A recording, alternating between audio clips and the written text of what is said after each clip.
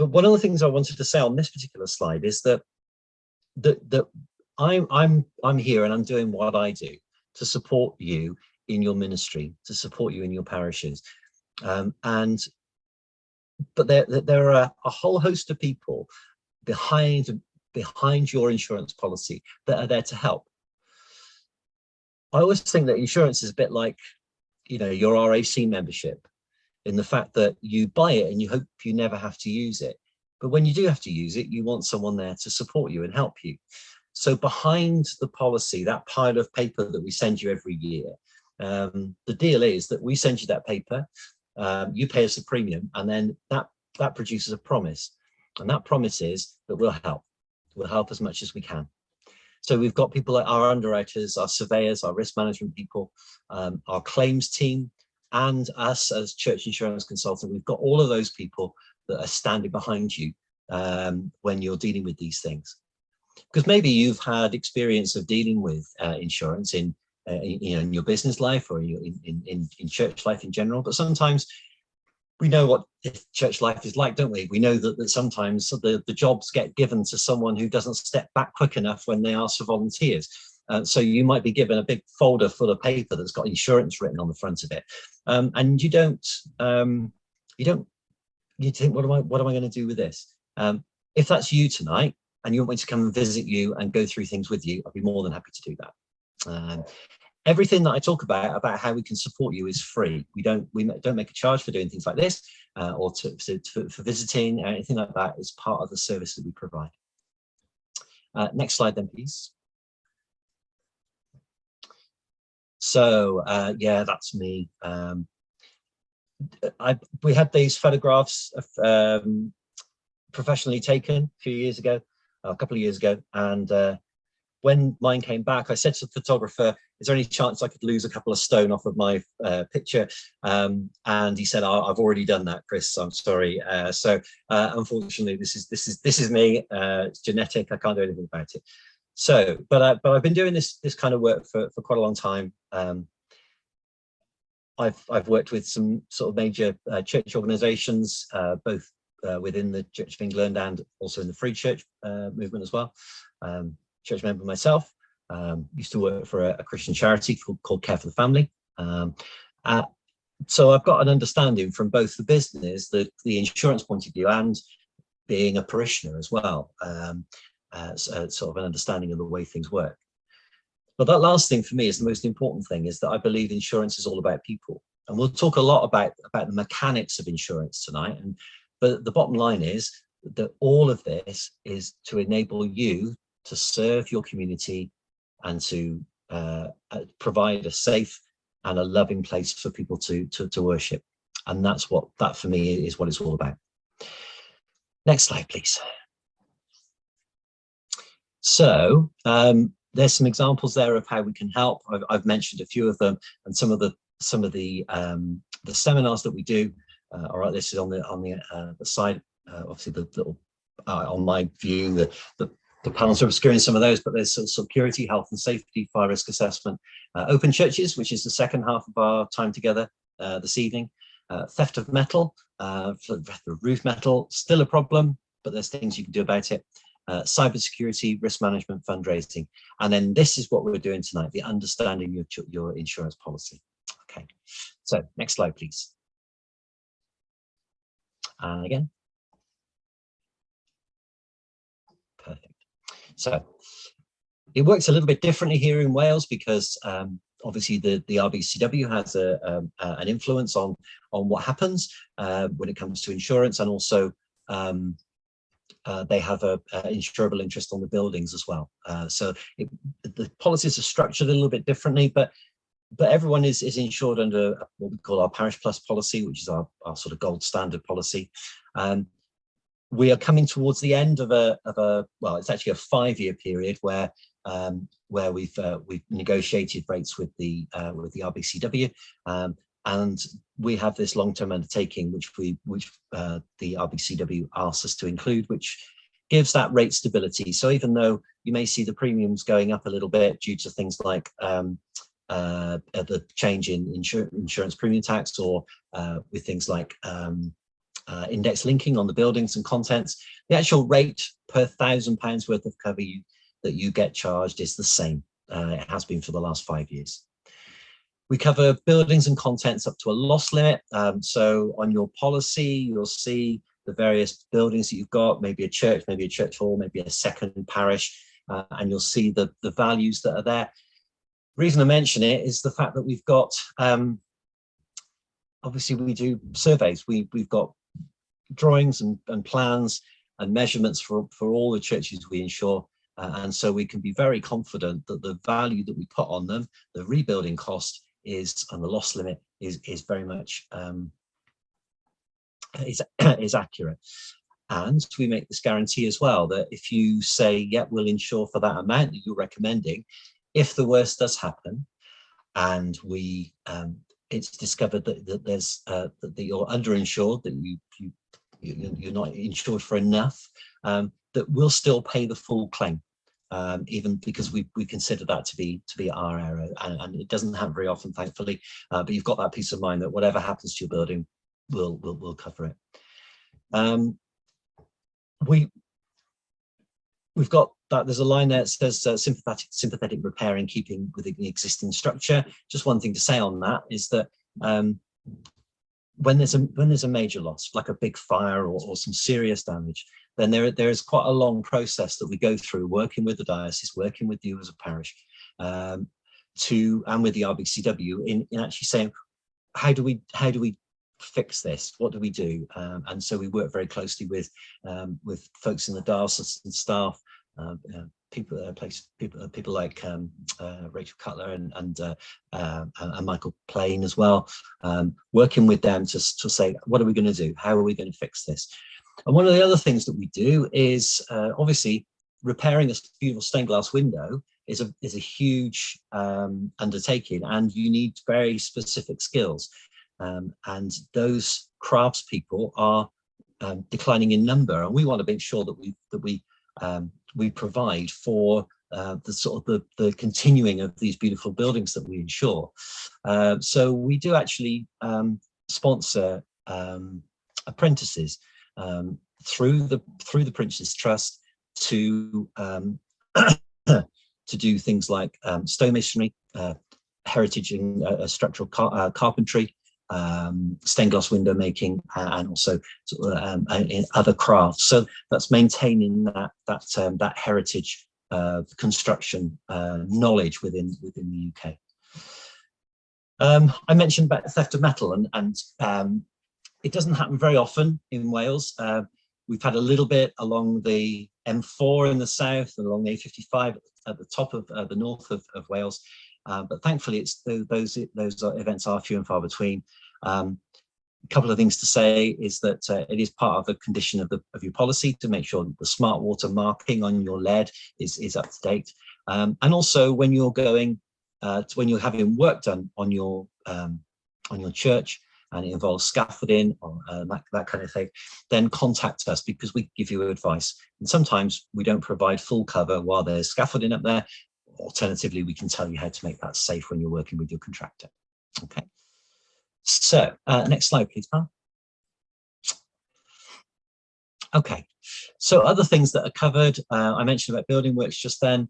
Automatically under the policy, you get up to 150 or cover for contract works on your building up to £150,000. Doesn't mean to say that if you've got a major work that's going to cost more than that, but we can't cover it. It's just that again, you need to tell us, and then we can increase the cover. But you get up to 150,000 for normal run-of-the-mill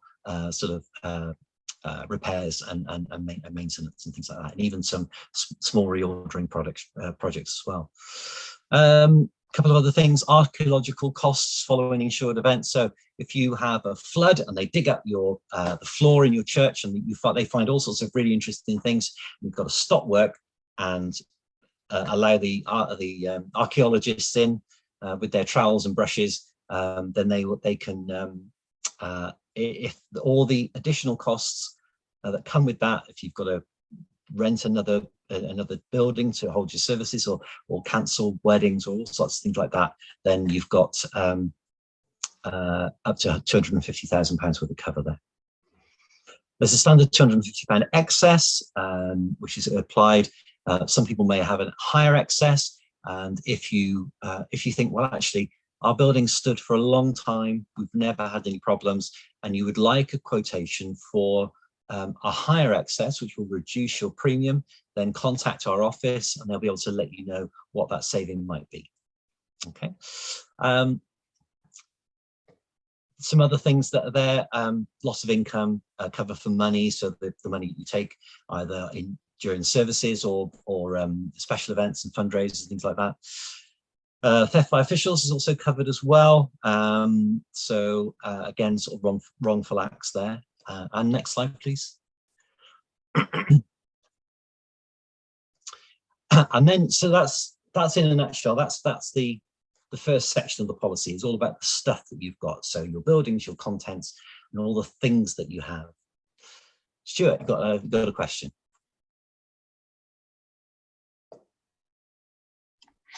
Give me an example of under the contracts work one on that previous slide. It was 150,000. What's an example of contracts work?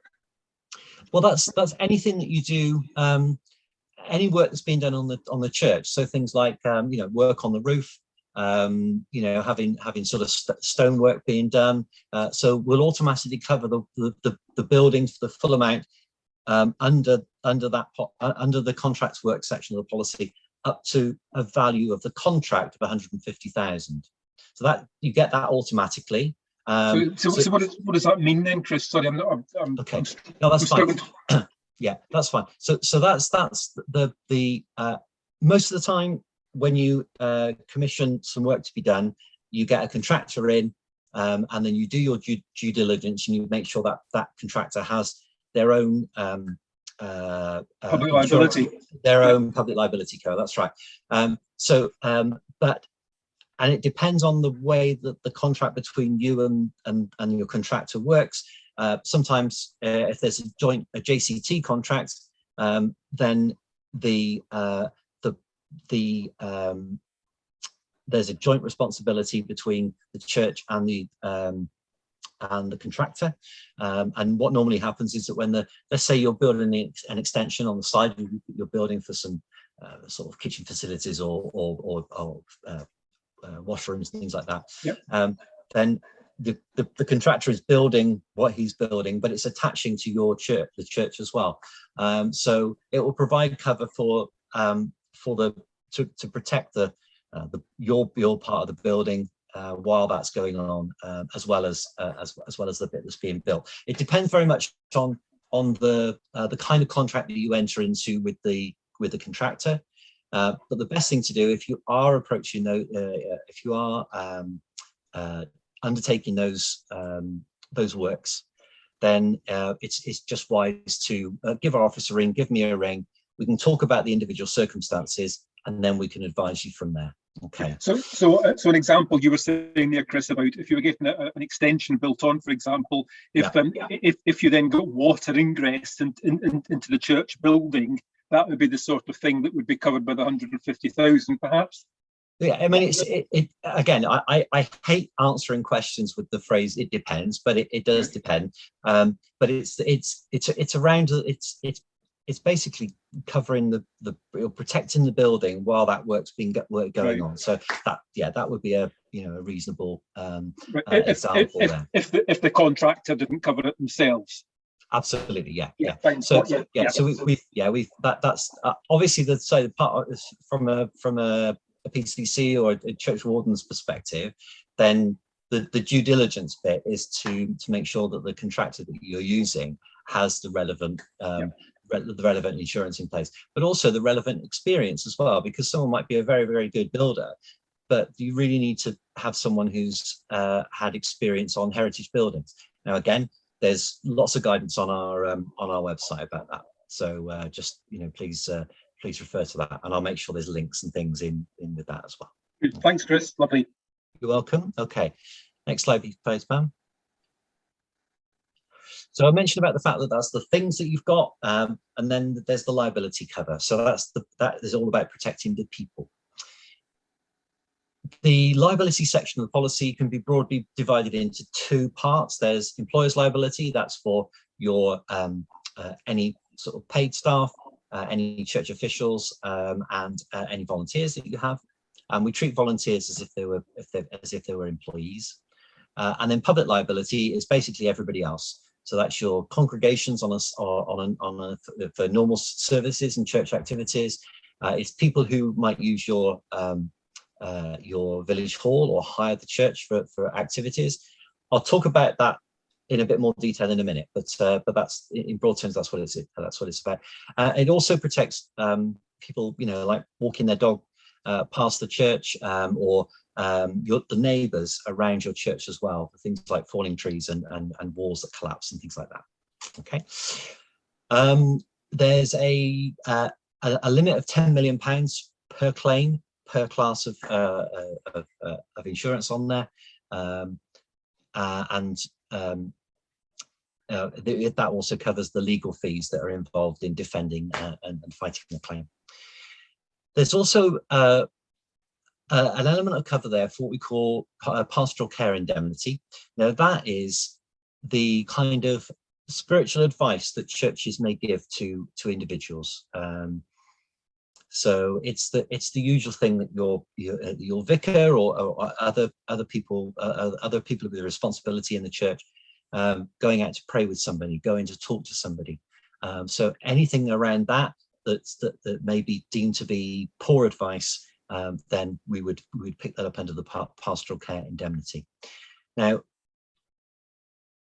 both the public and employer's liability and this pastoral care indemnity that we're talking about now, the way that the policy is worded, it talks about cover being provided for any work of the church.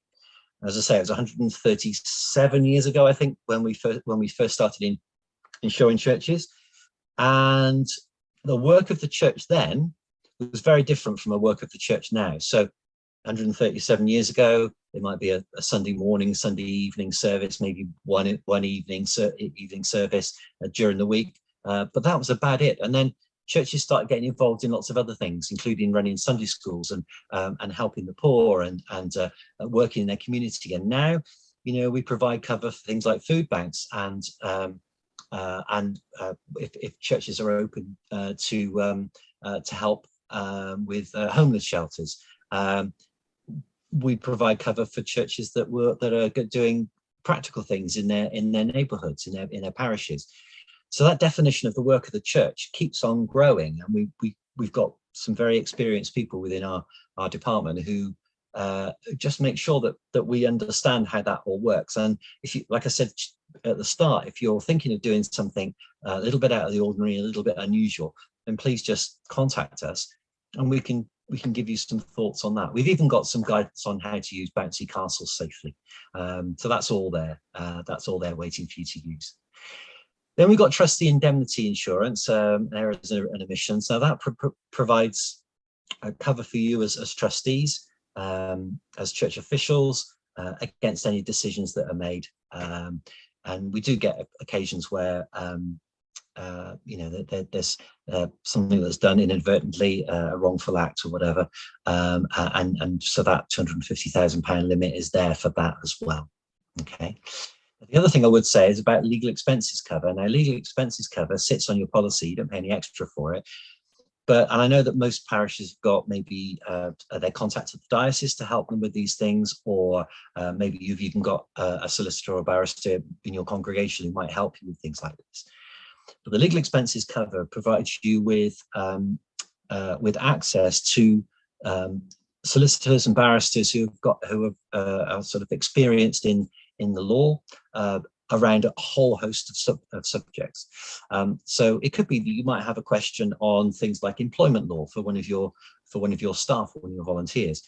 It could be that you've got a question around about contract law. So that when we're talking about having building work done on your church, if there's an issue or a dispute that arises out of that, you can pick up the phone and speak to these people who are based in Bristol. We use a company called DAS, who are one of the leading providers of this service, and that just sits on your policy. So if you ever need it, then please just ring them and they'll be able to help out. And it's a really good first point of contact You know, you get a letter through about something, and you think, what am I going to do with this?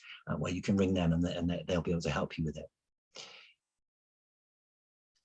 The one thing I would say about well, we'll talk a little bit in a minute about things like slips, trips and falls and claims in churches. And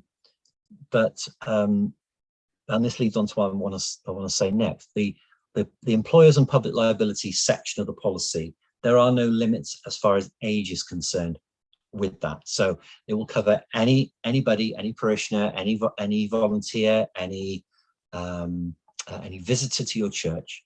It will provide cover regardless of their age. There is only one section of the policy which has an age restriction on it, and it's the one we're going to look at next, and that's the personal accident policy, part of the policy. If someone is in your church and something happens, and it's as a result of your liability, your responsibility towards that person from a legal point of view. So this is what the public and employers liability section of the policy is about. Now, liability insurance, there's a lot spoken about it, but you can break it down into something really, really quite simple. And it's this, is that if you're looking at the responsibility of the church and the PCC, church wardens, public liability is all about things that you did do that you shouldn't do, or didn't do that you should have done. Okay, so it's about what you did do but you shouldn't have done, or didn't do that you should have done. Okay, so let's give an example. If you know that there's a socket on the wall, an electrical socket, and you know it's a little bit dangerous, you know about it, you don't fix it, and someone gets injured as a result of that, that's something you should have done that you didn't do that's caused an injury. Then you've got the things that you did do that you shouldn't have done. So you might have put, you might have given someone to do a step ladder, say, to go and do some maintenance around the church, change some light bulbs or whatever it is. You've given them that step ladder, and it's their responsibility to do the work. And the step ladder's faulty. So you should have checked it. You should have replaced it if it was damaged. So that's something you didn't do that you should have done that's caused the injury. Okay, so in broad terms, that's what liability insurance is all about. Personal accident, okay, sorry, let's take a step back. So for employers and public liability, if the church, the PCC, church wardens, if there is a fault, if there is an error, if there's something you either did or didn't do that's caused somebody to be injured, then that's what the public liability and the employer's liability section of your policy covers you for. So, so that's that. And like I say, there's no limit on the ages for those people, the folks that are covered there. Personal accident cover is slightly different. If under the public liability or the employer's liability, someone gets injured and the court awards them damages, then that's the bit of the policy that picks that up. But personal accident cover is for things that happen that are nobody's fault. There's nothing that's been done or not done that's caused the problem, but someone just falls over or somebody just gets injured. And it's someone who normally does work for the church. So let's say the organist comes up, they get getting everything set up for a Sunday service, and they slip and they fall and they injure themselves on the way up to the organ loft. Nobody's fault, but in those sort of circumstances, the church can claim against the personal accident section of the policy, and a benefit is paid per week to the church for them to do what they want to with it. So let's give the example of the organist. You may be that person can't play for a few weeks, and you have to get somebody in from another parish. If you have to pay them, then you can give that money to them. It could be that you say to your original organist, look, here, have this, it's a gift from us, we're really sorry that that's happened. And so that's what's there. Now, the reason we put the age limit between anybody between 3 and 80 years, anybody outside of that is excluded only on this section of the policy. So everything else they're perfectly they're covered, but this is the one thing that they're not. And the reason we've got that is that people who are very young or people more senior in years tend to have a higher propensity for accidents and for tumbles and slips and trips. And like I said, if it could be determined that the parish is responsible for something that happens, then it's I'm pointing at my screen, you can't obviously see, but it's that top section, that liability cover, that picks that up, regardless of their age. But for those incidental things that just happen, those accidents where somebody gets injured, that personal accident bit of the policy kicks in at the bottom there. Okay. Again, I'll send some notes out on all of this, so you've got that. And if there's anything specific you want to ask, then please, contact me. I'll put all my contact details on the email as well. Right, go to the next slide, please. So who's insured? Well, it's you've probably seen this at the title of your insurance policy. So it says that it's the vicar, incumbent, director, church wardens, PCC, and in Wales, the RBCW of, and then it will give the name. We are going through an exercise at the moment where a couple of our underwriters have spoken to each of the dioceses in Wales, because obviously there's a shift across to ministry areas, mission areas, and some dioceses are further along that process than others. And we just wanted to make sure that we're confident that there's no gaps, because you might be here tonight and you might have responsibility not just for your own parish, but also maybe for a ministry area as well.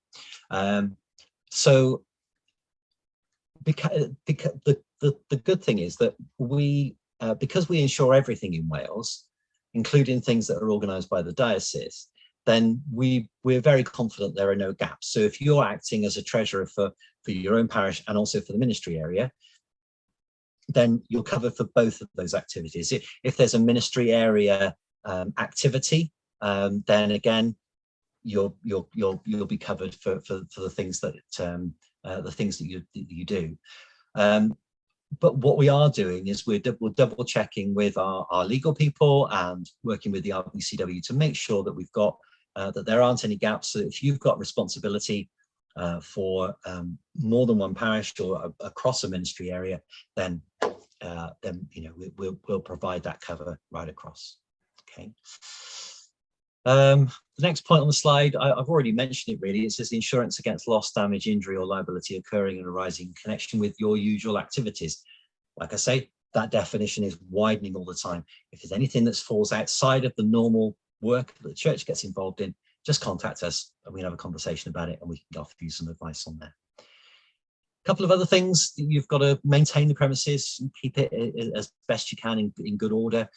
Take all reasonable precautions. So this is what we were saying about the liability section of the policy, is that you need to play your part in making sure that if you know there's some uneven ground or maybe some subsidence in a collapsed grave maybe in your churchyard, then you do something about it. You put some tape around it. You put some signs up. The law says that we've got to do what is reasonably practicable, what's reasonable to be done, and so that's why we've included that section there, and to take reasonable care to see that all statutory and other obligations are complied with. I'll go on to some more of those things there, but that's kind of like, we provide the insurance cover, but this is what is expected of you as a church as well. Next slide, please. So when do you need to contact us? Well, like we said, building works.